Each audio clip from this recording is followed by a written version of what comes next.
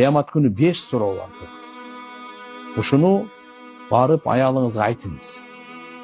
Ата-энеңизге, бир туугандарыңызга, бардыгына ким таанысаңыз, тааныбасаңыз да ушуну айтайын.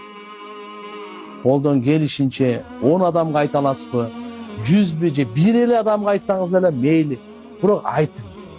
Кыямат күнү Алла Таала сурайт экен, сурак бар экен, 5 суроо. Канча сурай? 5. Биринчи Алла сурайт. Таржымасы котормочусуз сурайт. Ар кимди котормочусуз сурайт Алла Таала. Мен сага өмүр бердим, кайда өткөрдүң деген суроо. Өмүрдү Алла берет.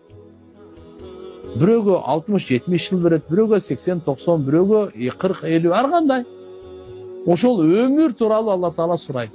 Мен берген өмүрдү кайда өткөрдүң? Мына суроо. Экинчи суроо. Жаштыгың